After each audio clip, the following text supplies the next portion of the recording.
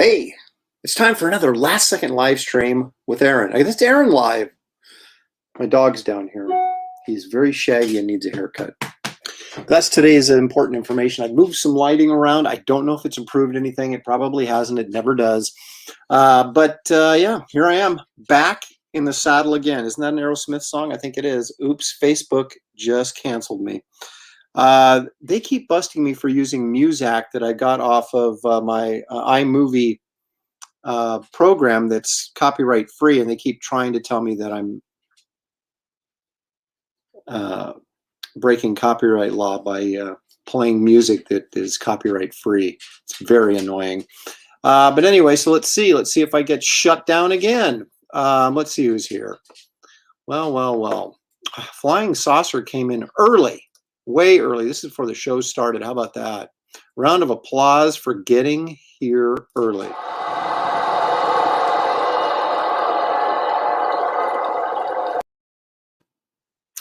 My dog just picked up something off the floor and took off. I tell you, life in the fast lane. Okay. I seem to be a bit haggard here, confused even. Hyper Kaiju is here. Greetings, Aaron, and the chat. So he's saying hello to me, but you as well. And I think that's important. Bill Maxwell's here. K Manifesto, what's up? That's his regular greeting line. What a shock. Let's see. JP Roque is here.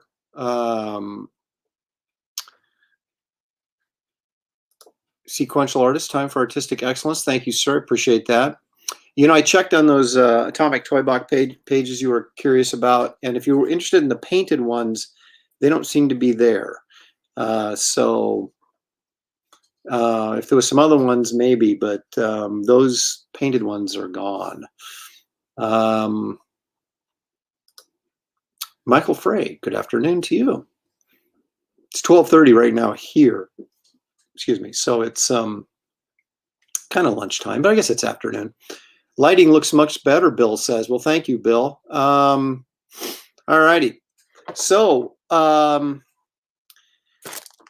want to show you what I brought today with me. I got a little Almond Joy here from, it's kind of a Halloween-sized candy, I guess. My mother keeps buying them, and I keep stealing them. I mean, it's a tremendous combination of almond, which I love, coconut, which I love, and chocolate, which I love. So let me be the first to snack on my own show. All right. So I have a bunch of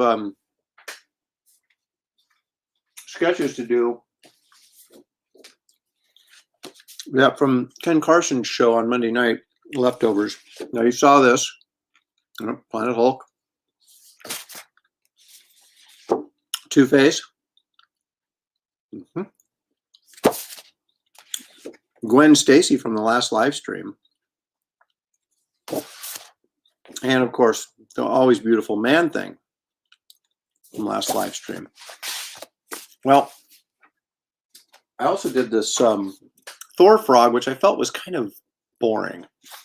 So unlike what most artists would do, I'm going to go and redraw it because I want the customer to be satisfied.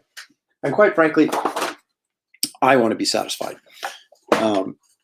You can't be throwing stuff out in the public arena that you're not happy with. I think it's a perfectly fine drawing thing. I think it's a good drawing, but it's just kind of boring. So, fresh water. Nothing like it. Okay. So, without further ado, let's switch the camera and see if my lighting blows up the white paper or not. There we go. See, I did a little rough on the just about 5 minutes before we started on the Thor frog, or as we like to call him, Thorg, I guess, is kind of the That's what they're calling him these days. I was unaware of that until just recently, but you know, what the heck do I know? Doggone camera. Let's see. I think that looks okay. Lighting wise, we'll see if it holds. Every time I move like a quarter of an inch, it tends to burn out on me. You know, Prater 7 is correct when he says boring is no good. We want excitement. Oh, hey, John, I'm going to watch the new episode. My daughter's like, can we watch it? I'm like, no, I got a live stream. She's like, you're always live streaming. So after I'm done live streaming, we're going to watch the new episode of Loki. Oh, K Manifesto didn't get to see the Man Thing completed, so he got to see it there. So everyone's happy. So let's see what we can do about this this Thor frog here. I think I'm going to go. Well, I don't know. Angry. Well, yeah, I guess he is. I was going to say, I don't know if angry Thor frog is the right way to term this, but I think it is actually.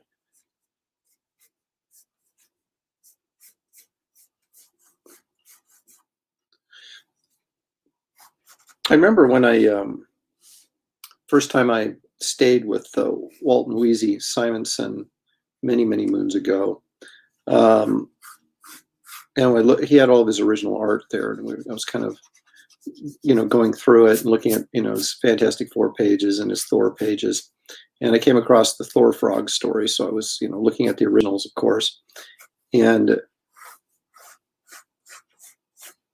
I was familiar at the time with the story, but I don't know that I had actually read it. So it sort of lit a fire to me, and I remember picking up the issue someplace and then reading it. I was actually reading it on the plane on the way back.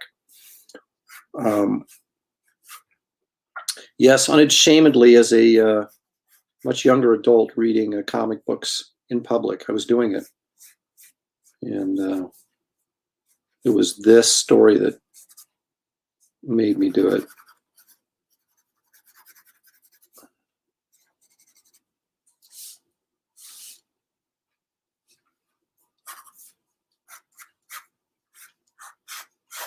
And what an epic tale it was.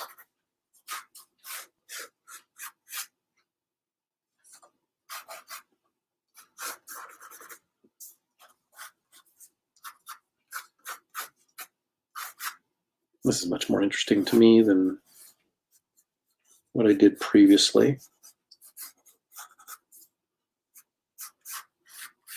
Someone got on me for making his wings on his helmet too big last time. I'm like, come on now. Can Thor's wings on his helmet ever be too big, regardless if he's a frog or not? I don't know. I don't think they can be. It's like telling McFarlane that, you know, Spawn's cape is too long, right? I mean, come on. You can make it any length you want.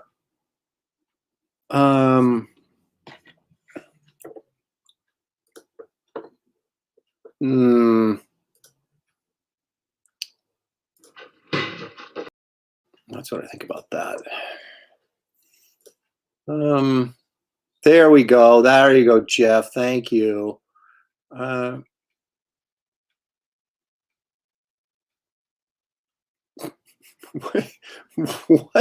What in the world?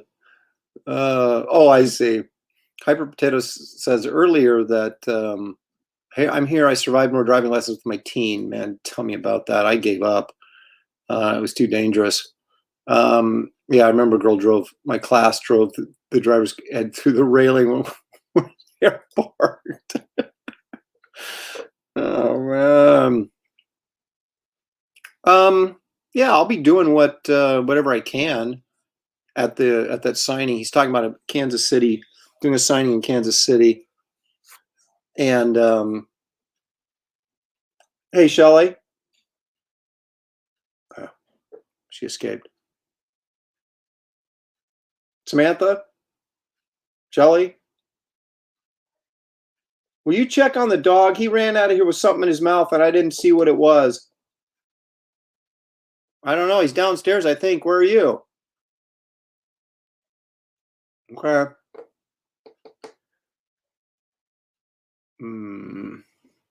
Okay. I'm sorry. That was a little. Someone once asked me or made the comment that this show had a little bit of reality TV in it, and that was your reality TV part right there. But just as I started the show, the dog came in and took something in his mouth out of my studio and took off with it, and I had no idea what it was. Probably just paper, but you know, that unfortunately my dog is so dumb he'll eat anything. So we have to sort of keep an eye on him, make sure he doesn't get something that's going to cost me money to get removed. Oh,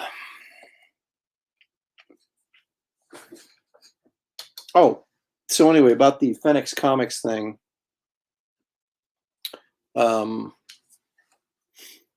I will be doing what I can do at the signing. It's in Kansas City in about a week and a half, and it's hard to do sketches at one-day shows. I mean, I could do this type of stuff where, you know, something I can do in anywhere from 15 to, well, 15 minutes to a half hour kind of thing is what's doable. But like doing like regular commissions, no, there just isn't the time.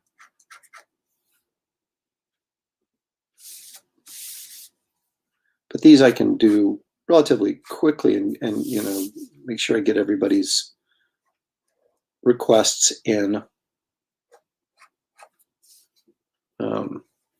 But plus you're meeting so many people and signing so many books, especially at a signing, that you just, there's no time to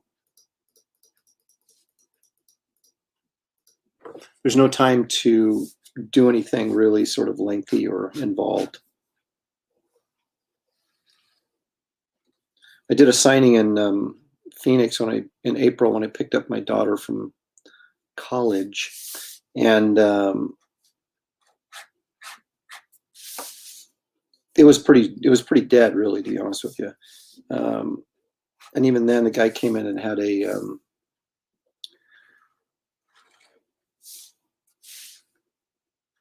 a jam piece he wanted me to work on, and I just couldn't even, I didn't even get a chance to touch it. And I wasn't that busy. But you do signings to sit there, and you're there mainly to sign books and talk to people. And if you're sitting there drawing with your nose down on the board, you can't really talk to anybody or sign anything. So it makes it a little bit more challenging.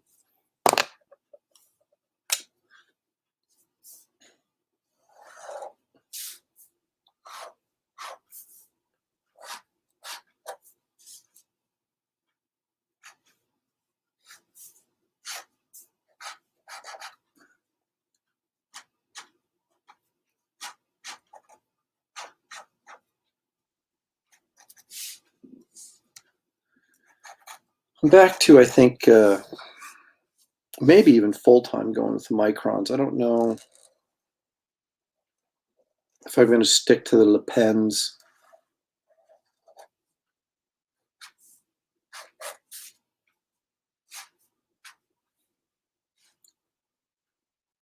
These microns just seem to flow a little bit nicer.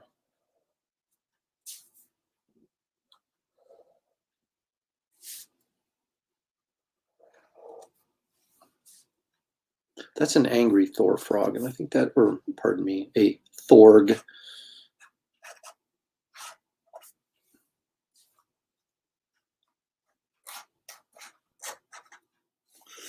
Man, there's a lot of highs and hays, and in the chat, people greeting one another.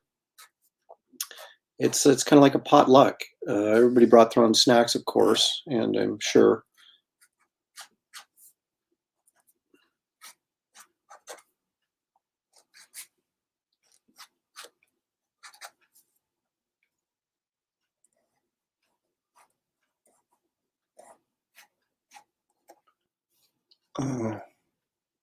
That's a belch pose if I ever saw one. Is he like He's burping up the Norwegian ale that he just drank. Now,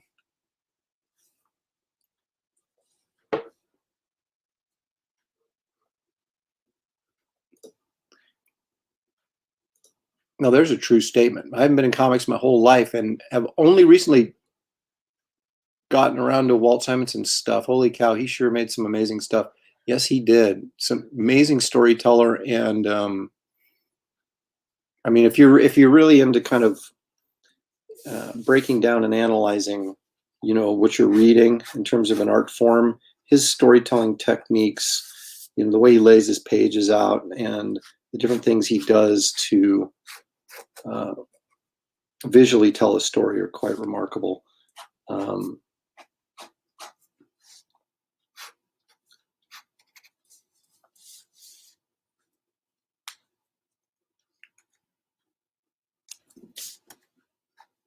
He did some really cool FF stuff too. And of course, I joked with him last time I spoke with him was that, you know, that it's pretty much him and Starlin have pretty much created all the material for the Marvel movies.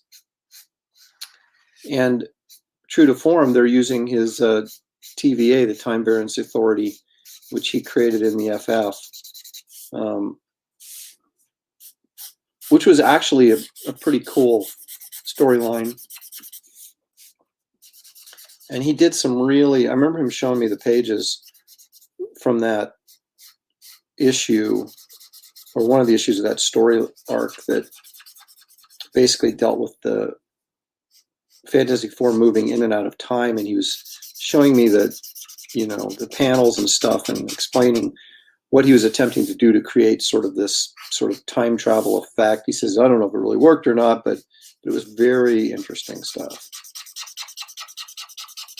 Very innovative, interesting, new. You know, and I always give guys credits for, you know, working and thinking outside the box and creating something that maybe we haven't seen before, even if it doesn't really create what you're hoping it'll create. And I'm not saying it didn't. I'm just saying that was his words to the fact that he was kind of, well, he wasn't sure if it actually worked or not, but it was pretty cool.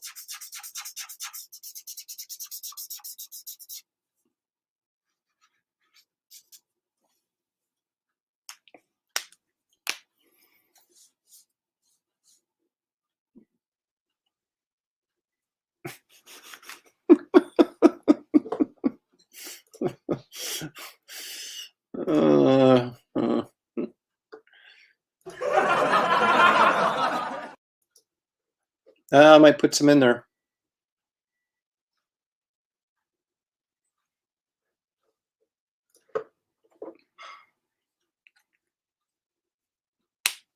Yeah, it's interesting. AJ Tom's got recommending Star Slammers from Simonson, and that was his, like, he came out of college with that story, and it's kind of interesting that that was like the oldest thing that, you know, that he sort of was created, and I don't think a lot of us saw it until I think it was Malibu in the Ultraverse days did a creator-owned thing with him with Star Slammers. I could be mistaken. It might have been somebody else, but I thought that was the case. But he had created that all the way back in the, you know, late 60s, early 70s.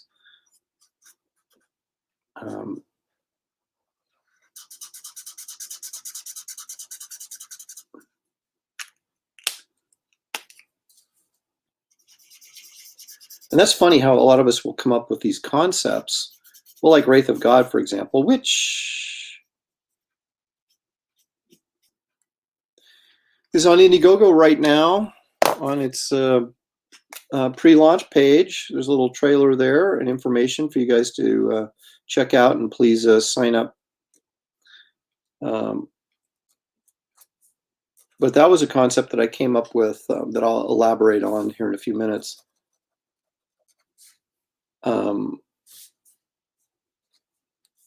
Yeah, look at a little, because the crowd demanded it, little splatter there from his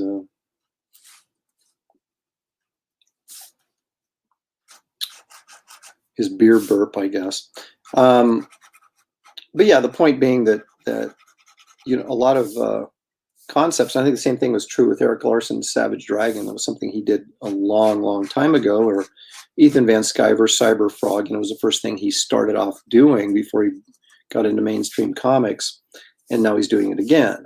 He's going back to it. So I think we all have a lot of concepts that we created very early in our career that just, for whatever reason, mainly because it's very difficult to get new projects off the ground with any publisher, that they just kind of sat there until you get to a point in your career where you have maybe enough leverage or clout or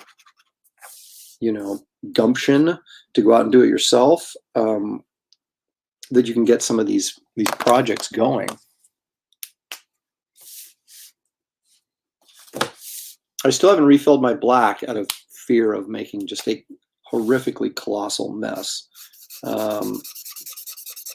But I think I can squeeze out enough black. I got 3 pens here. I think I can squeeze out enough ink out of here to get this Thor Frog done. And then I'm going to have to refill, which might be a show in and of itself. Aaron Lopresti refilling pens and making a mess, then cleaning up the mess.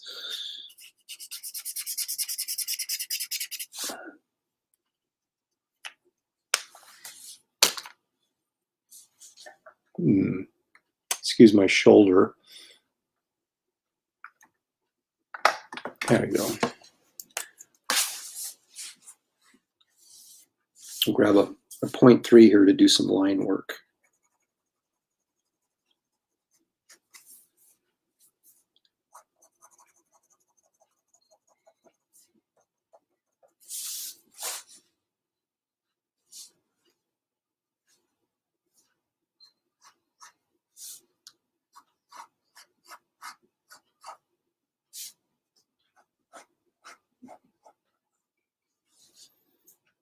I don't know, this 0.3.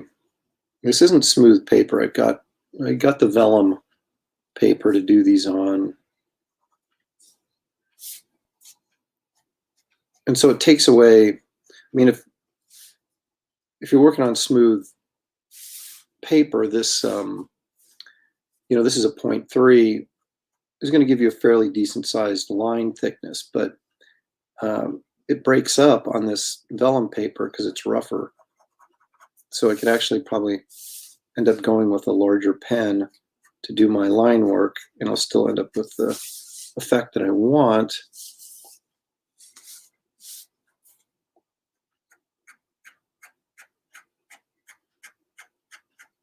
Because the paper is a little rough.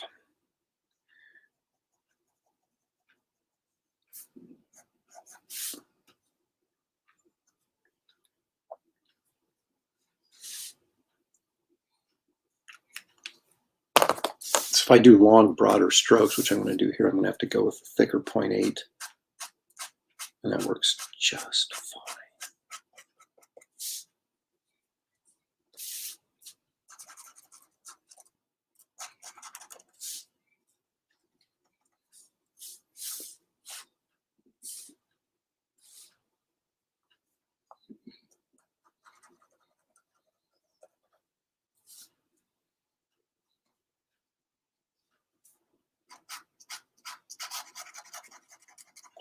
You can also hear that nice little sound of the pen going against the artboard.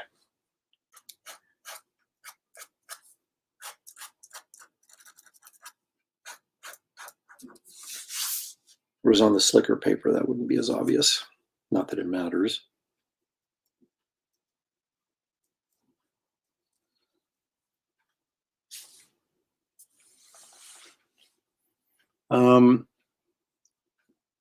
Aaron, let's see. Joe Bernardo says, Aaron, there are cheaper. Well, let me bring it up. There are cheaper Copic style markers that Wally World Walmart is used. World a selling called Azure. They last a while and are good quality without worrying of throwing them away after they are done. Now, are these archival ink quality pens? Because that's kind of important to kind of keep from fading over time, which there used to be a pen called I don't even know if they still make them. It was called a Niji Stylist. And they would literally, after a few years, they would just disappear. And when I was in my studio in Portland called Studiosaurus, the big mega studio that Terry Dodson and I and Matt Haley and Randy Emberlin and Gary Martin and Carl Kiesel and Ron Randall and Rachel Dodson and Tom Simmons and Matthew Clark and Ann Timmons and others perhaps were in. Steve Lieber was in there later.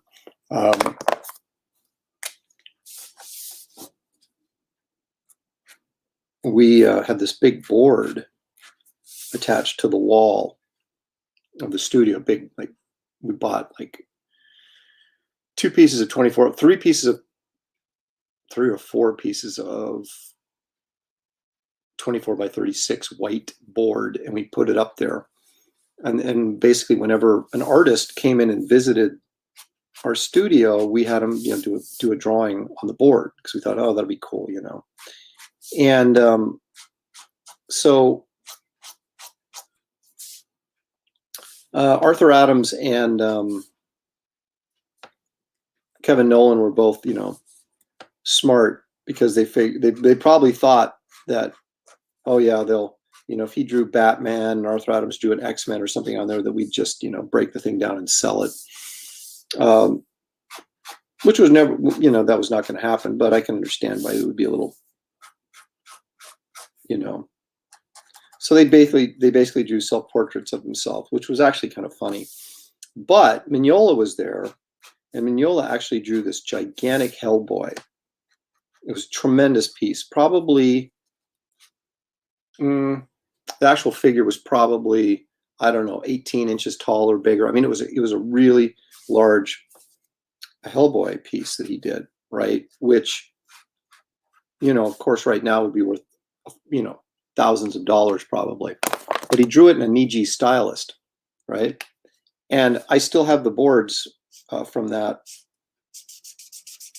because like I said, I wouldn't sell them. That's just not cool to do something like that. But his Hellboy is literally disappeared from the board because the ink just faded.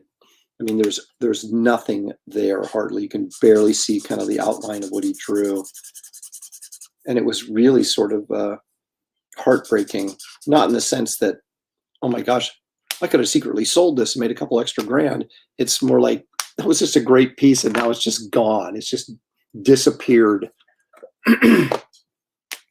So the moral of the story is, of course, make sure the quality of the materials you're using, because if you're a fan buying artwork, or someone creating artwork, you don't want it to fade and disappear after 10 or 20 years or whatever.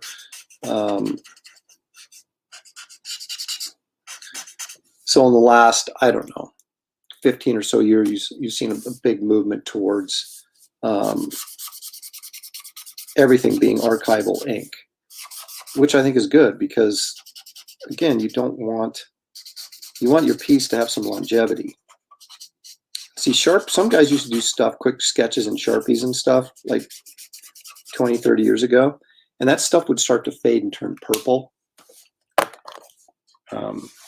So I actually had someone contact me that got like a sketch from me when I was, trying to break in. So it was like, would have been like very early 90s, probably late 80s. And he said, it's pretty much faded. But he said, yeah, well, he paid like $10 for it or something. So I'm like, okay, so I don't feel so bad. So I was like, well, dude, send it to me and I'll fix it. But it's like something that old. I've gotten so much better. My style has changed so much. I couldn't exactly go in there and fix it. I'd have to redraw the whole thing anyway. So, but yeah, some of the tools we used just 20 years ago are not the greatest things in the world.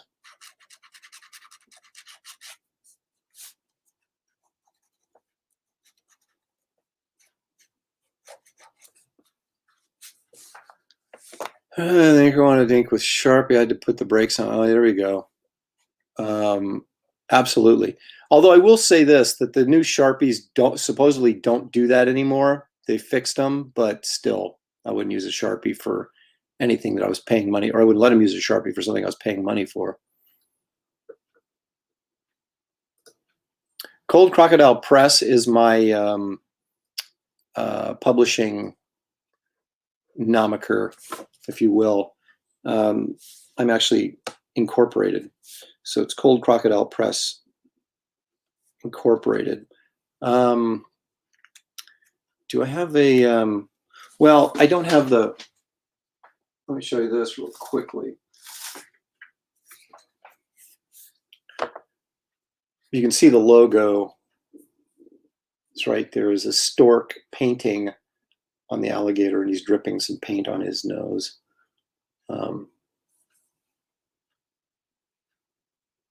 It's a little fuzzy, but you can kind of see it there. And that's basically, if you guys remember, well, again, if you're not as old as me, you probably wouldn't remember, but back in the day, like the 70s day, when Barry Smith went solo and kind of embarked on his comic book fine arts career, if you will, everything that he published, self-published, was published under the Gorblimey Press label, okay, which was his label. And Wrightson did the same thing. He had something called Tyrannosaurus Press. And so whenever he self-published, it was a Tyrannosaurus Press. Like the first, if you look at the first Wrightson Frankenstein portfolio, it has a certificate of authenticity in there.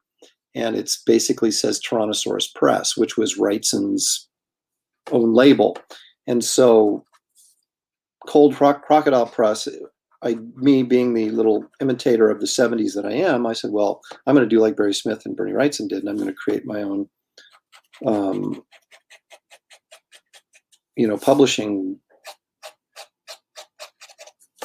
name or business or corporation or whatever you want to call it.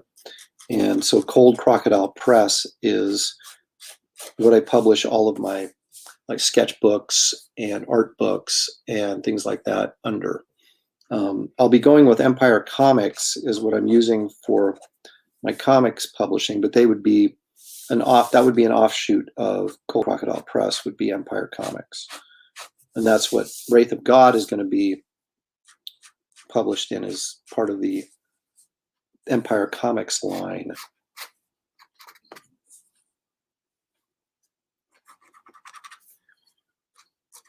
And the origin of the name Cold Crocodile Press, I'm a big reptile dinosaur kind of guy.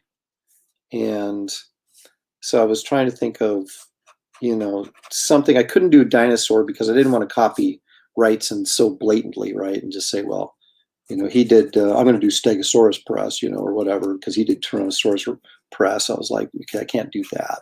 So I was thinking of some, like lizard or, thinking of some different, reptile names I could use. And so I came up with, I was thinking, oh, crocodiles are pretty cool. So I was thinking, oh, maybe I can come up with some sort of logo with a crocodile. And then I started thinking, well, crocodiles are cold-blooded. And then I was like, well, cold, when you buy watercolor paper, there's cold press and there's hot press. Hot press is really smooth, cold press is rougher. And so then I thought, well, wait a minute. I've got a triple pun here. I've got Cold Crocodile Press. So cold press is paper. Crocodiles are cold-blooded, and it's the name of, like a business name for someone who publishes or prints artwork, right? So a press, right? So it's Cold Crocodile Press. So that's how that sort of evolved and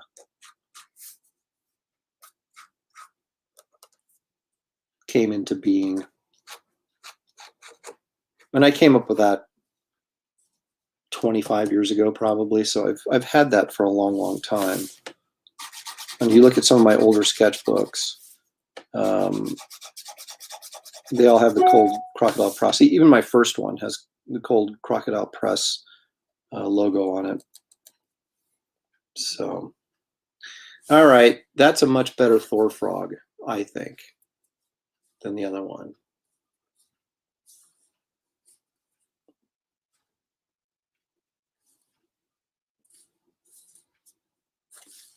So we will sign it and move on to the next.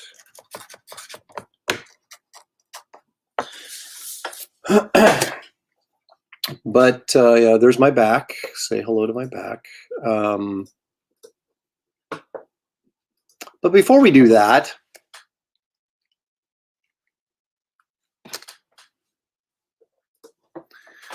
oh, David's in the house. David's always in the house, looking to cause me grief, trying to get in my head, as he likes to think.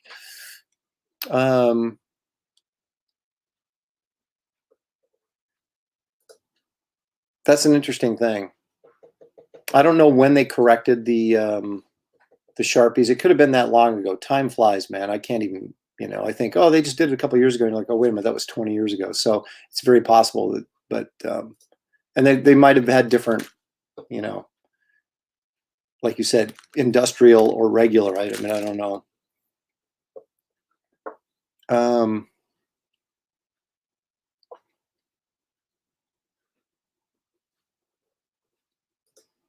Are you referring to the ones that I'm drawing right now? These are already been procured on Ken Carson's show on Monday nights. He brings in artists, and they basically,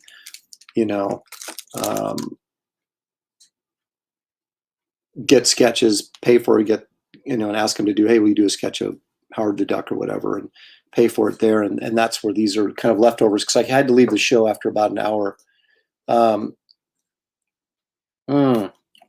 Shortbread cookies.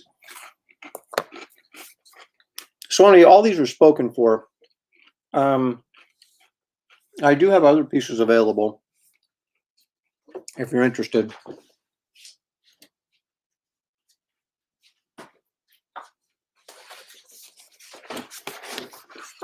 This is an 11 by 14 color man thing that's just sitting here right now for $250. Hulk in color, 11 by 14. Got that one for $250. And this is a 9 by 12 thing in color for $2.25. So those are just a couple pieces I have laying around. The head sketches I did, I don't normally do these. I do them in my sketchbooks,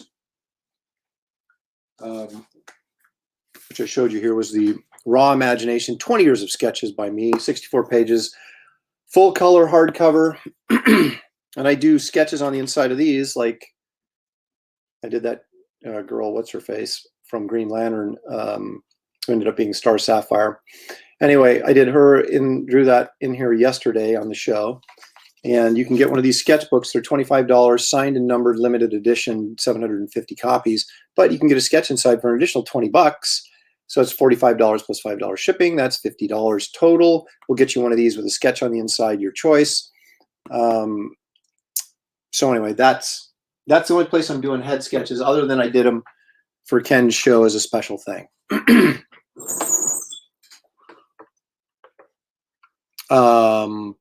Let's see. Got to get caught up here. Wait a minute. Are you suggesting that I need to get a head start on David to beat him? I don't like that. I don't like that at all. Let's see. Okay. Sequential artist is excellent. Throg. Thank you, sir. Thank you. Oh, Artemis Taber is in here. Art has a Indiegogo project called Black and White. I think this is the volume 2. I can't remember the exact name of it, but it's up on Indiegogo right now. In the, I believe he's still at the pre-launch stage page is up, so you can go up there and check out the trailer, sign up for it. So I recommend you do that as well to support Artemis Taber, the oldest living man in comics right now. But since we brought up what Art's working on, what if we see what I'm working on?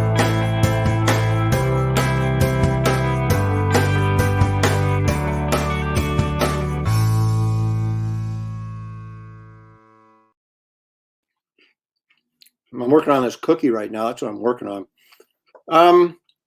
So let's go through it. Actually, let me do this. I brought up earlier about how people come up with concepts, like sometimes that are 20, 30 years old before they get to use them. Okay, my project that is out on Indiegogo right now, even as we speak, Wraith of God.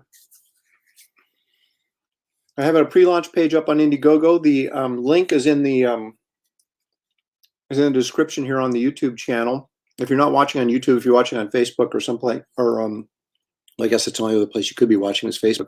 I have a link on my homepage there. And if you're not a friend of mine on Facebook, I also have the Aaron Lopresti art page on Facebook that has a link on it. There's a link on my Instagram bio page, and there's a link on my Twitter profile page. So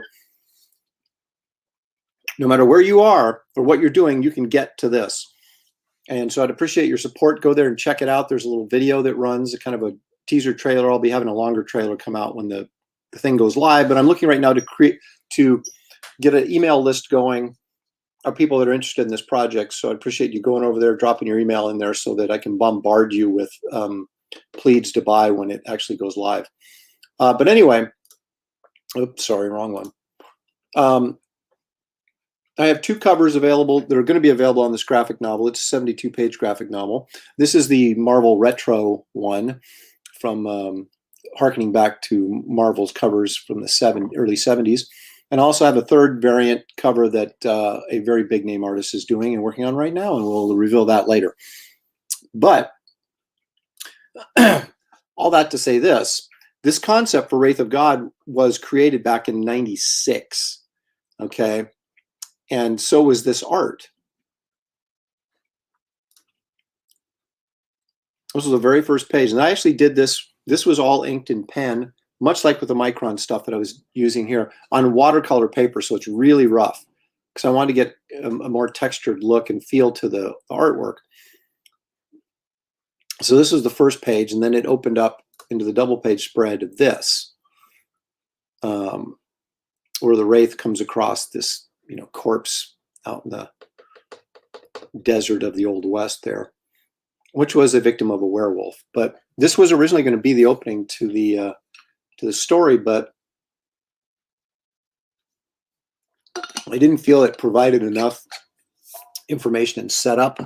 So I've done kind of I ditched these and came up with a prologue, basically, that I think is much more exciting, and it gives you a little bit more information that you need to kind of carry you into the story. But anyway, this is a concept that I came up with, like I said, 95, 96, and it was originally a pitch to revamp the Marvel's Western Ghost Rider. But I was just off of Sludge at that point, and it had a little bit of momentum, but wasn't in a position to kind of go to Marvel and say, hey, let me write and draw my own thing. So they didn't have a great deal of interest in it. But I really liked the story, and I thought, this is really good. I'm going to develop this more, and I just turned it into my own property. And thus Wraith of God was born back in '96. And so then I've been sitting on it and working on the script on and off until now, when I finally got the opportunity, I think, the best opportunity to go ahead and move forward with it. So that's what I'm doing. But, we were talking about Simonson Star Slammers, and actually that was his project that he came out of college with, and how long it took before that actually Although I think he did, that was the first thing he published, but I think it was very small press. I can't remember where he did it at, but it didn't really get serious notoriety till much later, into the 90s, I think, when he got, like I said, I think, pretty sure Ultiverse published it, but I'm, don't quote me on that because it may not be accurate. So anyway, support Wraith of God. I'd really appreciate it. Like I said, you can go to my Indiegogo page and check that out. It's just under my name. If you don't have the link for whatever reason, you can just go to Indiegogo.com and then just type in Aaron Lopresti in the search bar and it'll come up. Also, this is out, and well, it's not out, but it's available for pre-order through Amazon and your local comic shop. This is the Garbage Man trade paperback that comes out in November. Dark Horse is publishing that for me. 134 pages, I believe. There's about 18 pages of new material in there, never before seen, that replaces the old Batman stuff because I can't actually publish Batman. That's DC Comics property, not mine. So I put in some of my characters in there, and this will be their first appearance right there. So if you want to get in on that, please check that out. This is an alternate cover I did for Eric Nilotowski's Shadow Sentry, which is also currently funding on Indiegogo right now. So if you're interested in getting one of his comics with my cover on it, there it is.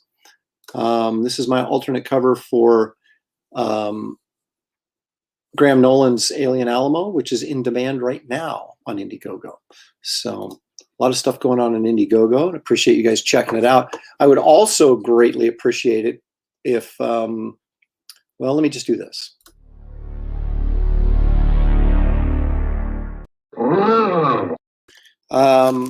Yeah, so if you guys would like and subscribe to this channel, if you haven't done it, please do it.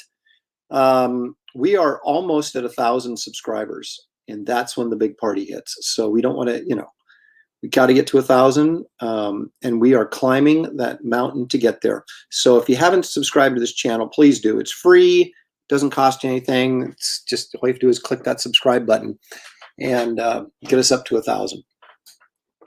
All right. I think that's all the shilling I have to do for now. I do have to eat this delicious shortbread cookie, which I stole from my mother, my 90-year-old mother. Oh, it's tragic.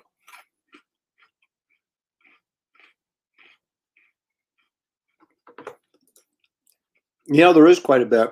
I noticed that too.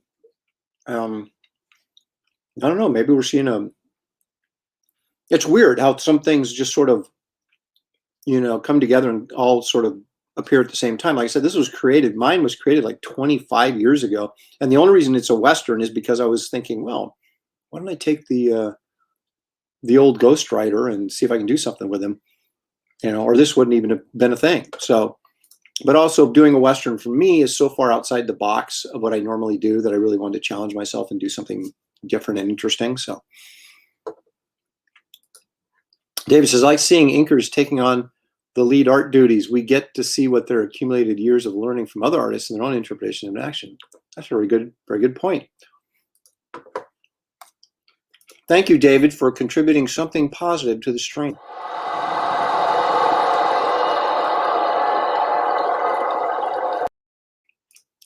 Yeah, how about that? Aaron steals sweets from his mother. My mother steals sweets from me. There is balance in the universe. Yes, there is. That's awesome. Could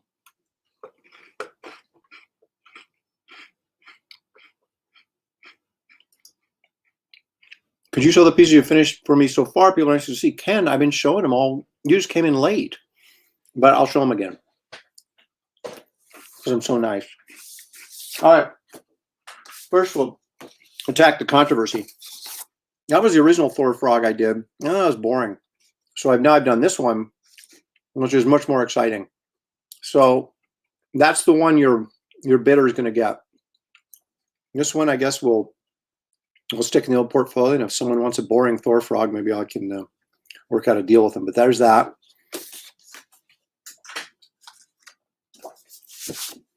Man Thing.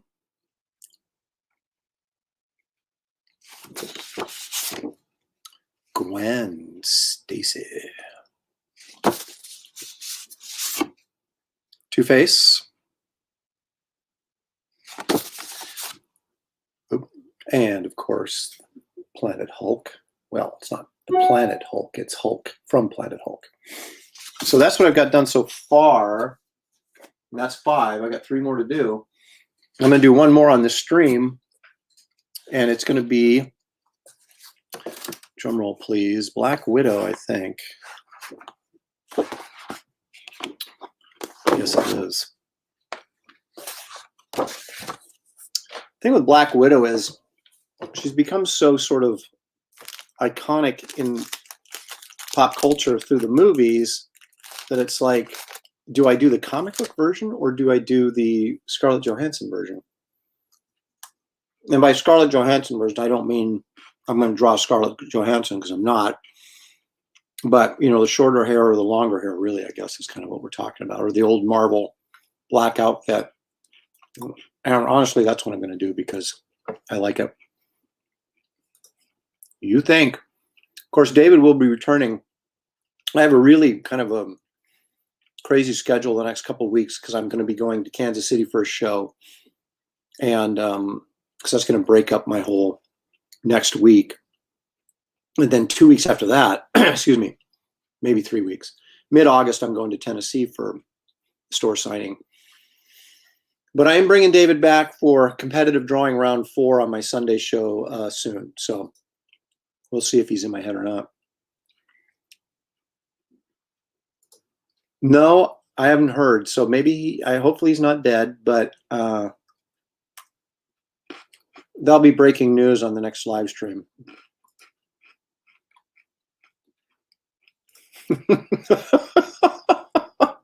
I assume he's talking about the frog.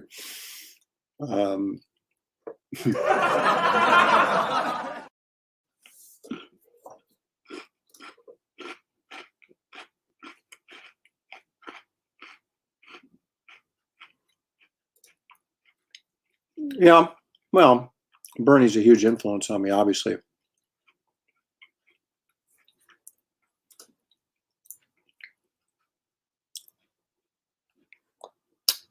Where in Tennessee? I live in Memphis. That's a good question. I don't know.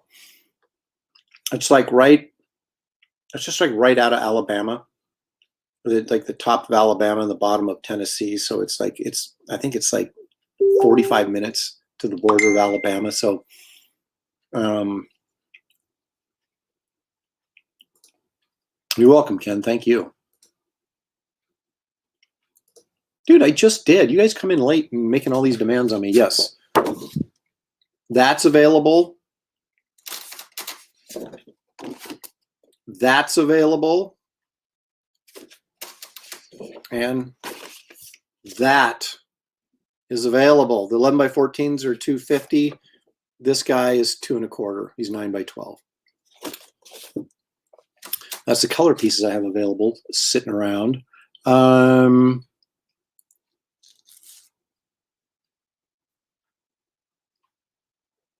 not really sure I understand that question. I'm capable of anything, Vic. Okay, so let's do this Black Widow piece. I think I'm going to go classic. I feel that that's sort of the thing. I'm going to type up Black Widow. I want to make sure I don't really show much of her costume, but I want to make sure I kind of got, I guess it doesn't really matter. There's so many versions. It's just ridiculous. Man.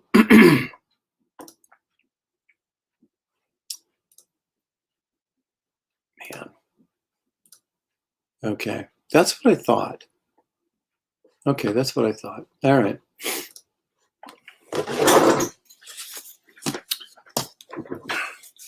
I kind of like the old version, but so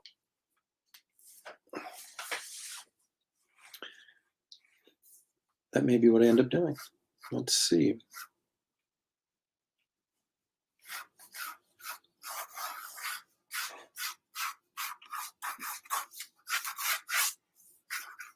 The old version, she sort of had that kind of thing like that. Her hair didn't actually look all that different from that Gwen Stacy drawing I did.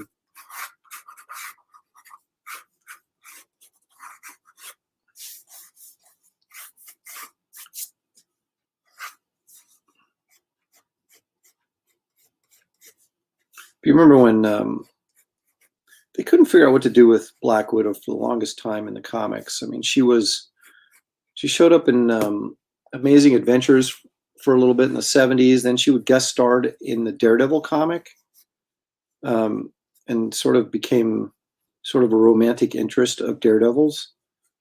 That was kind of in the early to mid 70s.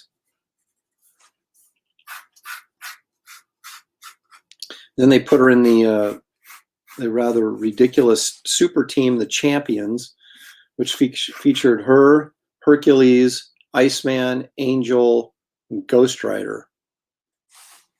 It was a very strange group. Hercules was the leader.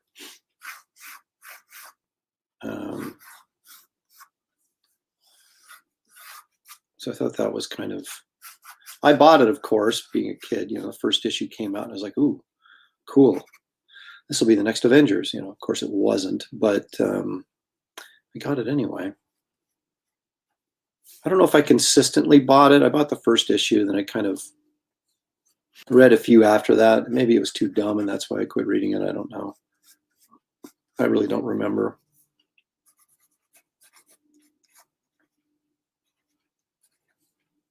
I still have the first issue. Really nice near mint copy. It's actually gone up. It's actually, I think, over $100 now, which is pretty remarkable. I made a big push in the 15 to, probably about over the last 15 to 20 years, to buy up oddball 70s titles, because I knew that once the Silver Age stuff got too expensive and sort of maxed out, that people would start moving into the Bronze Age books, and sure enough, they did. Sadly, I do not have I was not an X-Men collector, so I have none of the X-Men books, and I don't have the first appearance of Wolverine because I quit buying the Hulk off the newsstand 2 issues before he before he showed up. I tell you, timing's everything. But I do have a bunch of, like, Iron Fist's first appearance in #1, and Luke Cage #1, and Shang-Chi, and all that kind of supernatural thrillers, featuring the living mummy. I bought all that stuff, the Doctor Strange 70s series, first issues, things like that, because I just assumed that eventually they would take off, and they were cheap at the time, and it has paid off for me. I mean, I haven't sold any of them, of course. I'm the typical collector. I like to brag about how much my collection's worth, but then I don't ever sell it, so it's really not worth anything until I liquidate it, which is not in my plans in the near future.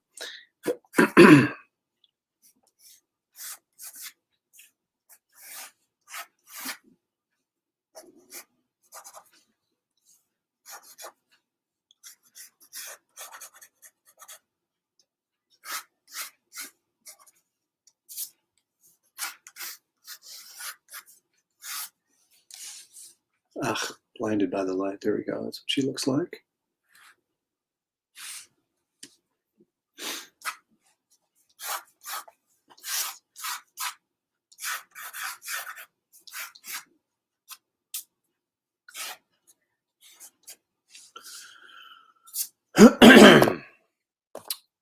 Pardon me, I've got a little shortbread cookie stuck in my throat.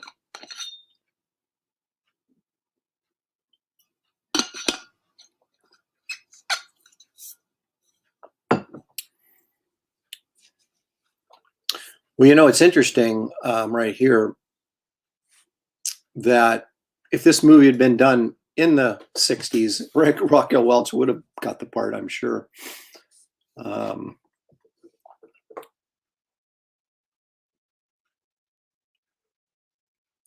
Well, she was for the longest time, because she was Daredevil's sidekick. She showed up in really early on. Her first appearance was in Tales of Suspense, you know, with Iron Man and things like that. So she never really carried a title of her own until recently.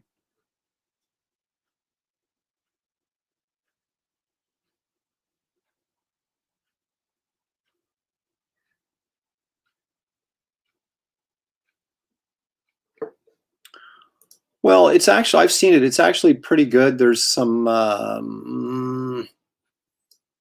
how should we say, some sort of, the feminism that the neo-feminism is not as bad as some of us were led to believe, but there's some parts in there that are, you know, where Disney's trying to be a little woke, I guess, and they're not doing a very good job of it or something. I don't know. I don't want to ruin anything for you, but it felt kind of like a James Bond film in a lot of ways, which was kind of cool, but they dropped the ball in a few areas in it too.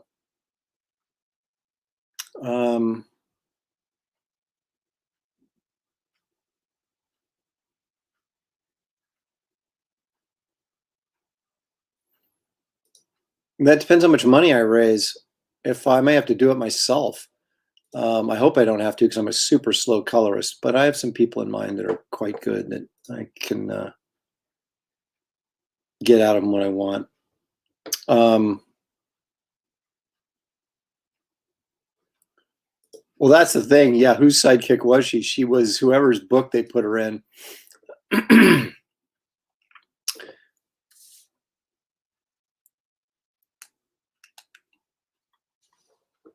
Well, you know, interestingly enough, Neil Adams drew several issues of Jerry Lewis and Bob Hope, so those issues actually are worth a little bit more. But now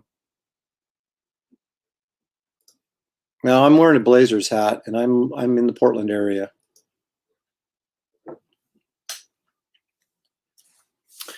Okay.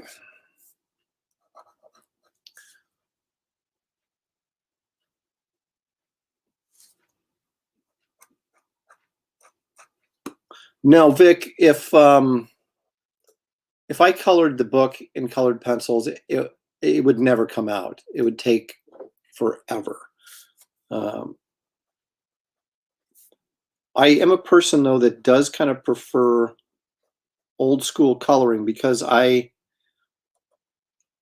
don't like coloring that overpowers the line work, because to me that's the real appeal of the comic book work. I mean, coloring has been sort of become the thing in the last 20 years or so, but I think there's a lot of people that don't know what they're doing. They know how to use the computer, but they have no clue what they're doing color-wise, and they just overpower the artwork with these super dark and overly rendered colors.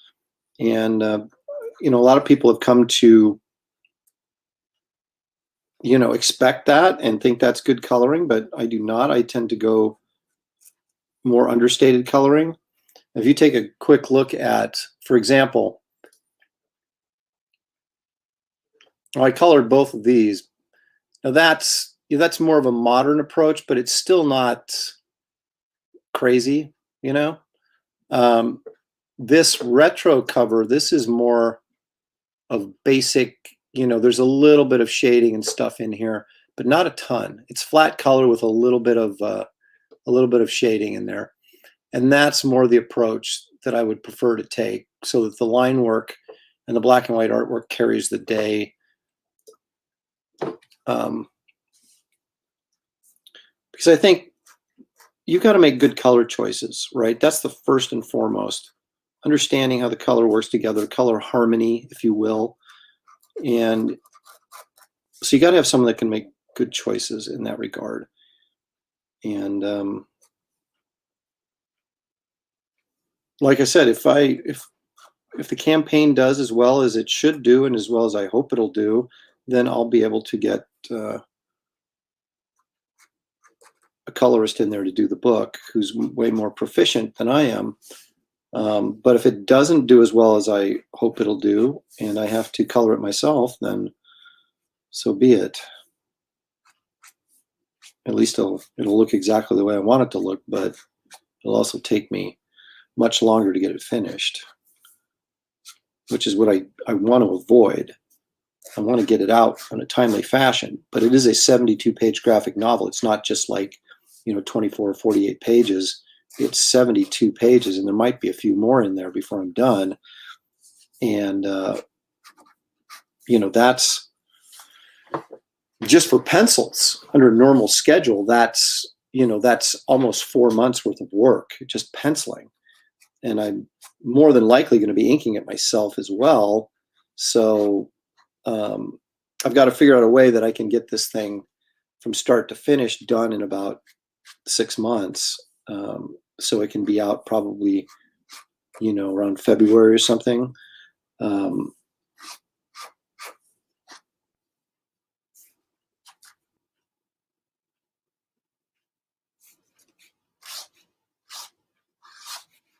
So we'll see.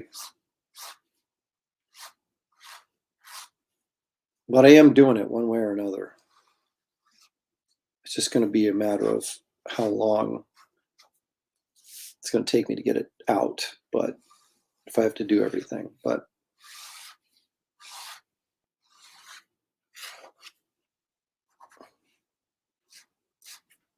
the couple things you can always count on from me is professionalism and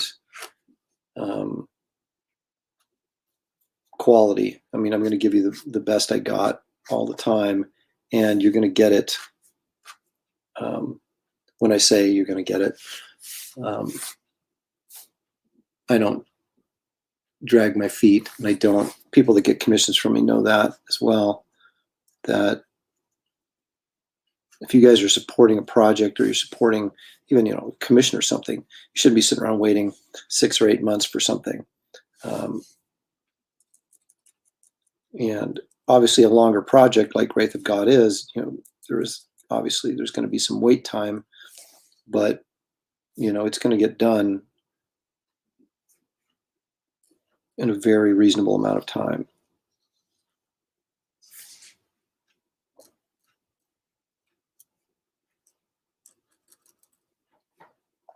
Because I have big plans beyond just Wraith of God. That's just the start.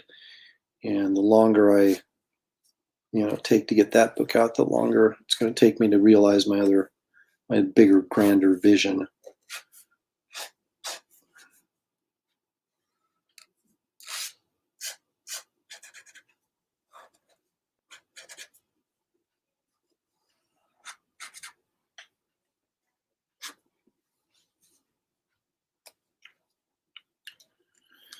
Okay, now can I squeeze enough black ink out of these things to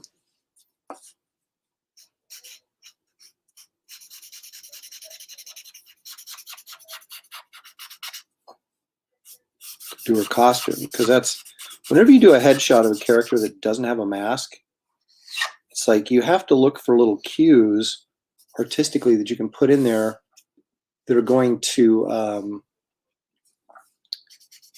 make it instantly recognizable, to say, oh, that's Black Widow, or oh, that's Gwen Stacy, or oh, that's Mary Jane Watson, or whatever.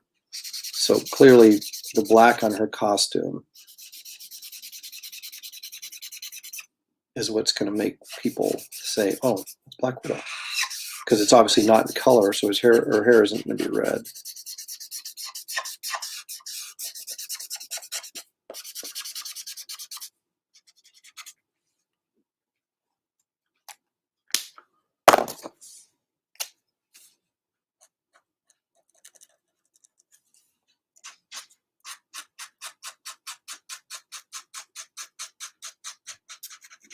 We'll do a little cross-hatching through this highlight. In fact, why don't I zoom in a little bit so you guys can see,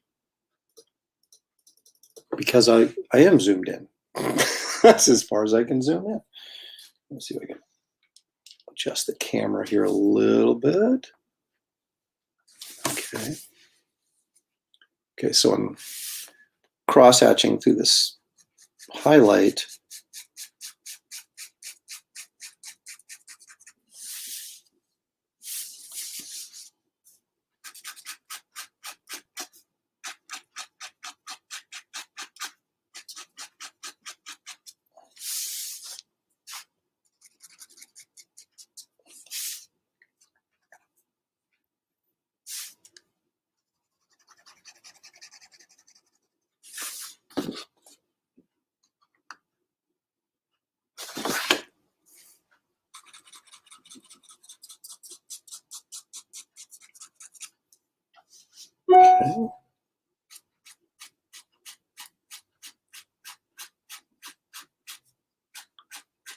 I'm going to go ahead and crosshatch this entire inside of her collar so it'll separate from the outer black a little bit.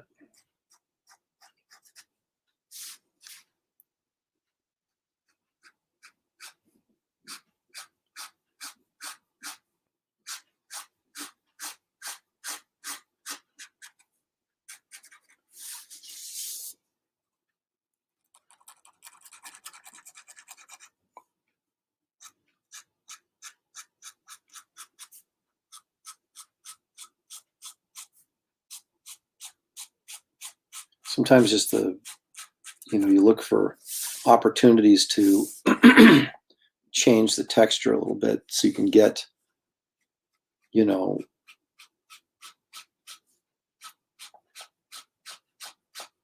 little bit of separation between, two black areas, for example. So I can still go in here and like put a little shadow right here, solid black. Hopefully give this maybe just a little bit more feeling of depth, right? And so then that color is cross-hatched, but then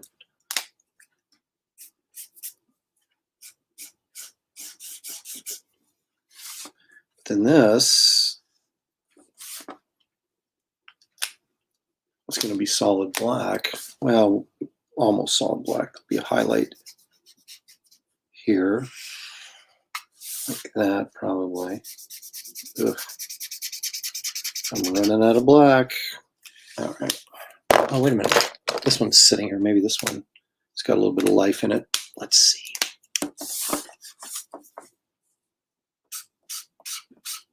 Not much, but actually not much at all.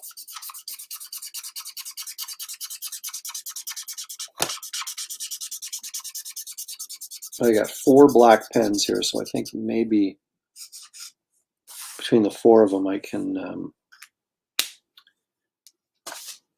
squeeze enough ink out of them to get this accomplished.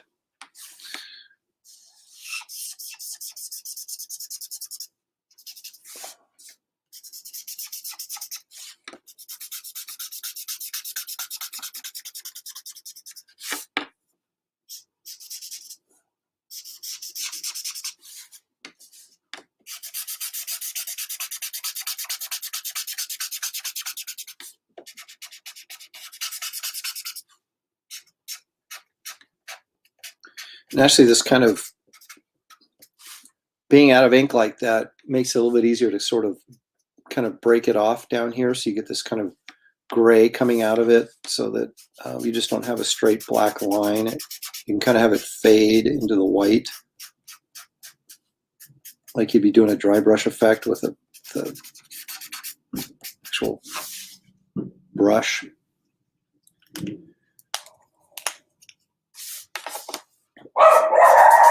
And there goes the dog. Apparently the dog lived. From whatever he took out of here, was chewing on. So he still has enough energy to go bark at the door.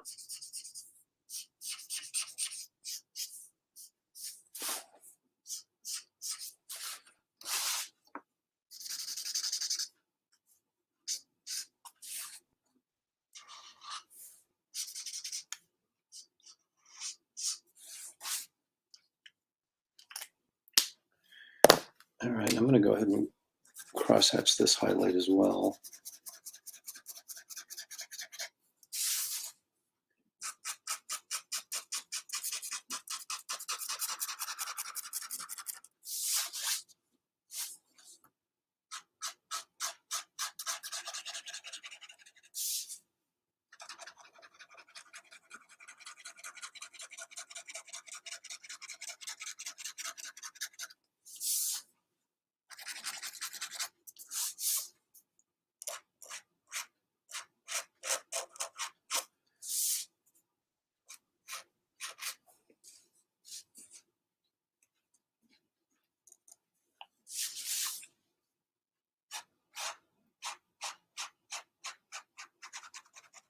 A little shadow under her chin there to separate that out a little bit.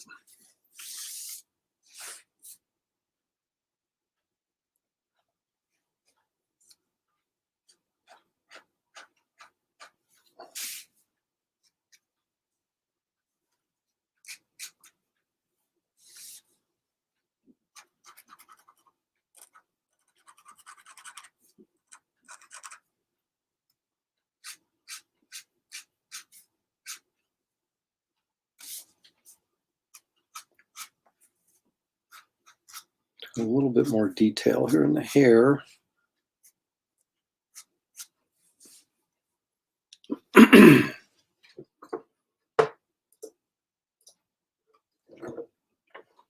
Let's see.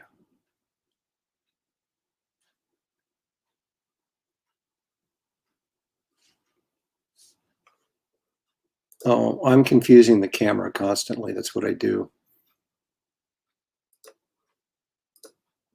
Both is the answer to that question.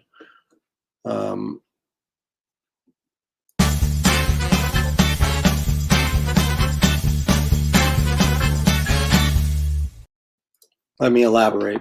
Let's take a closer look at actually what I've done with her eyes. Okay. I think you need to go in and do real solid, thick lines. And someone like Terry Dodson does that. He goes in with a real solid, heavy, thick line. But then I'll go off that thick line with some rough edges, you know. And I think it creates the look I want. You know, I'm going to mess with those eyelashes a little bit before I'm done with this, and we can take a closer look at that in a minute.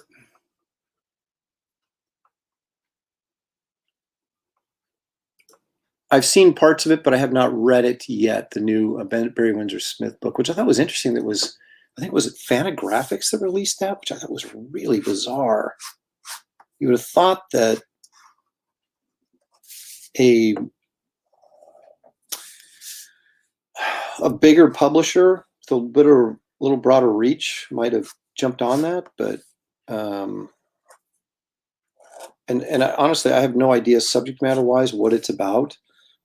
So, I mean, I know it's called Monsters, but that doesn't necessarily mean that it's about monsters in that sense.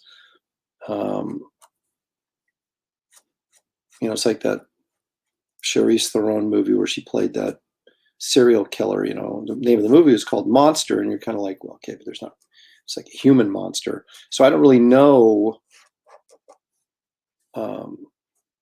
what he's going for with that book. So maybe it fits Fantagraphics really well. I don't know, but it is. I do want to check it out, but I have not yet.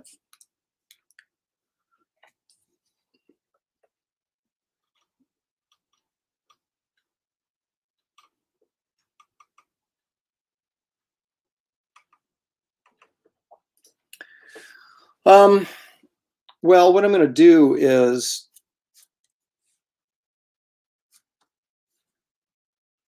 give you guys sneak peeks and stuff at pages that I'm working on and post various pages.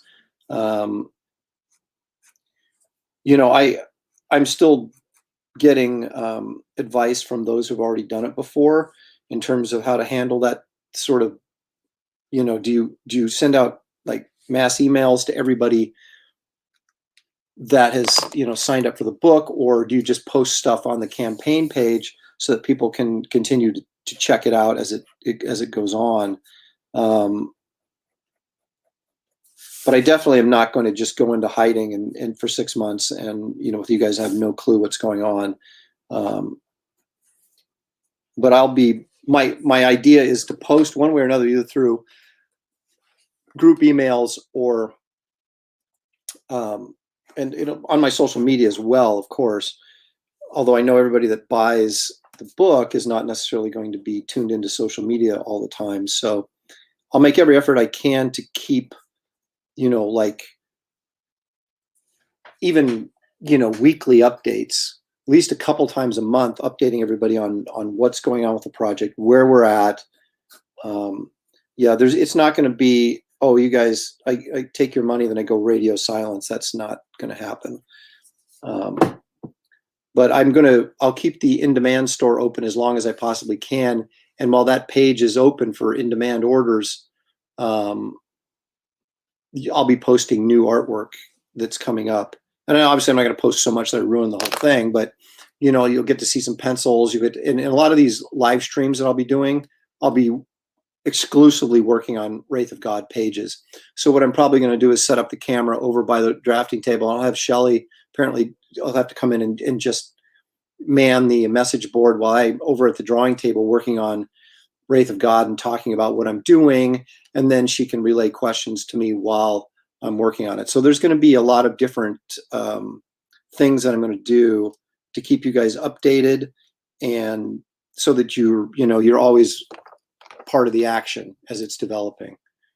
Hopefully that answers your question, Hyper Kaiju, at least the best I can at this moment.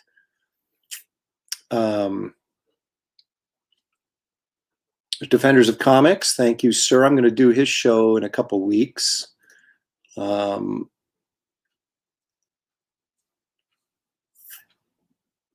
Okay. Rodney's jumped in. Hello, Rodney. Thanks for joining us. Appreciate it.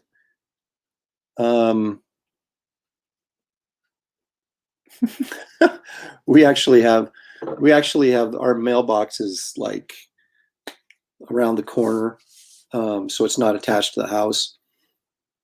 But what he does, he lets us know every time an Amazon delivery comes even close, or if one just drives by.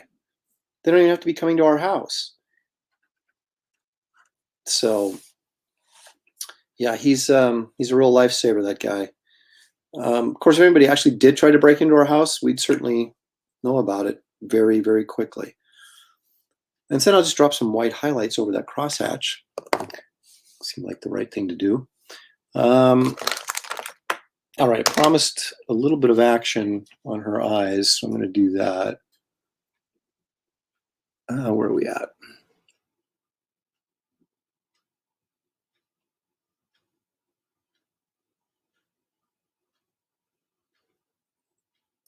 Yeah, I'm definitely going to do that. I'm definitely going to do that. Like I said, I'm not going to disappear. Graham and I are sort of cut from the same cloth in the sense that we got into comics as and trained as professional illustrators to be professional and to act professional, and that's kind of how I've lived my entire life, and so I am not going to abandon you guys. You'll be in the loop absolutely as much as possible without, like I said, without ruining the comic by showing you too much. And there's I have some stretch goals that I think are going to be really interesting as well. One of them is going to be a sticker set of all the characters from the, or at least the major characters from the Lopresti verse. So it won't just be Wraith of God. There'll be a Wraith of God sticker in there, but there'll be stickers of all these other characters as well, Garbage Man and a lot of other stuff that you haven't seen yet. So it'll be like previewing of things to come. There'll be, of course, a Kit Carter sticker in there. So I think that'll be a lot of fun, just from a nostalgia collectible standpoint, because I remember having the Marvel sticker sets when I was a kid, and I thought they were awesome. You had Daredevil and Spider-Man and the Thing and the Hulk, and they were all, you just, stuck them all over my furniture, which I wish I kept them, but anyway, so that's the type of stuff I've got, and there's going to be, added pages, because I've got this epilogue I want to do that sort of ties Wraith of God into a more modern timeline, I don't know if that's the right way to describe it, about how he fits into the Lopresti-verse. How's that? So there's a lot of stuff like that I want, because this is really, hopefully, is going to be a big springboard for a whole line of things coming up. And so I want to get that information out to you guys as well as part of the package, so that we have the idea of things that are coming. Okay, so like I like to do is I'll go in just kind of rough, right, and throw some I'm not trying to make a really smooth line around her eyes. I want it rough because, you know, you have eyelashes in there, but it's not just going to be a fluid, you know, delicate brush line. I kind of like it chunky and rough looking. And you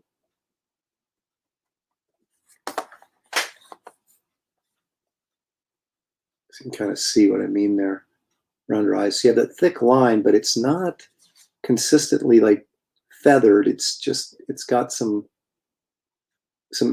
thick dark areas, and it's got some lines coming out of it as well. And I think that works really well to create that sort of eyeliner, eyelash kind of thing.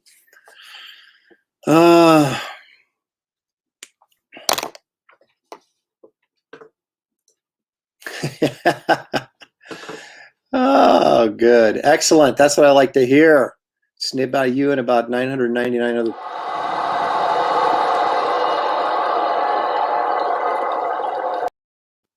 No, I think we'll get it. I think we'll get there.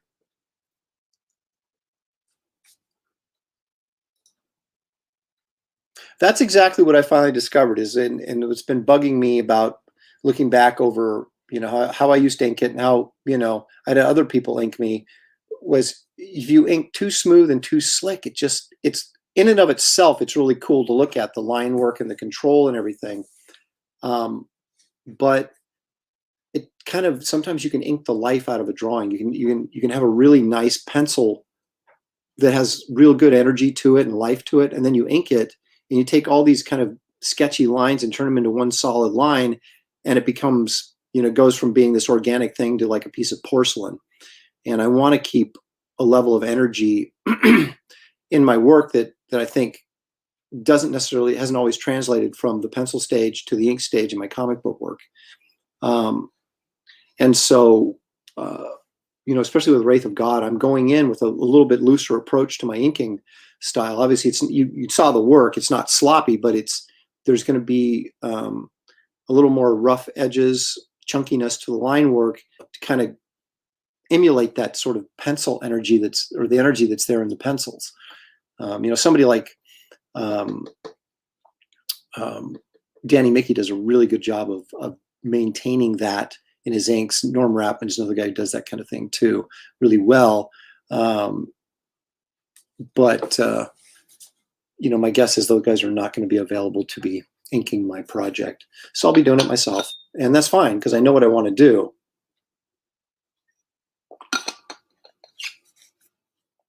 Ooh, MRI. All right, good luck. Thanks for joining us, man.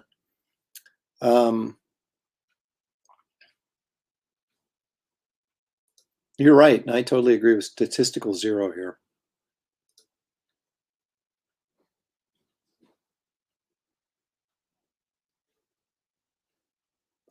I don't know where that came from, but I know Joe's sweating bullets, man. He's waiting for his book from Amazon to show up. All right, where are we at? 2 o'clock. Okay, that's about where I wanted to be. About an hour and a half.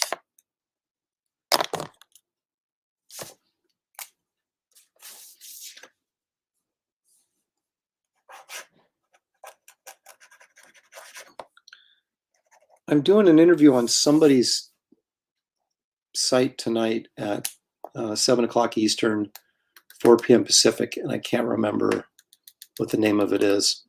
Isn't that terrible? Great job promoting me, right?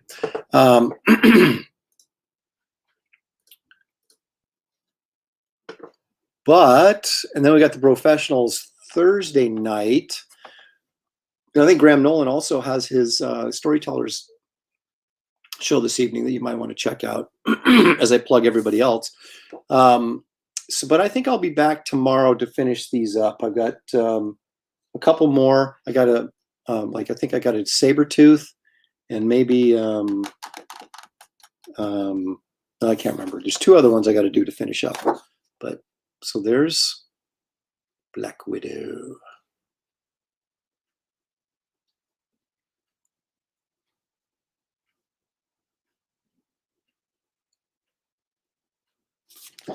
So there we are. And of course, like I said, Defenders of Comics, I'll be doing his show, I think on the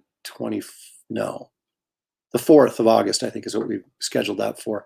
So that's right. Hang on to those questions. My campaign for Wraith of God won't be going live till after I get back from my store signing in Tennessee in August, which is like weekend of the 14th-ish. And so it'll probably be going live that following week. Because I want to be here and available to shill it like crazy once it goes live. So, and I'll have the third variant cover will be up and it may not be done, but at least I'll have the drawing pencil of it that I can show. So I'm very excited about that as well. So everybody, thank you for joining me again. And like I said, I may show up tomorrow before you, when you least expect it, but please remember to like and subscribe this channel. As we are so close to 1,000 subscribers, let's get there so we can have a big party. And then also, please check out my Indiegogo. The link is in the description of this YouTube channel, and it's also on my Facebook pages, my Instagram pages, my Twitter pages. So go check that out and sign up. There's no obligation to buy at this point. It's just give me your email so I can give you information and as it comes up and let you know when it goes live. So I appreciate your support, continued support every day that I come and do this. And you guys have a great rest of your day, and I will see you probably, let's face it, I'll probably see you tomorrow.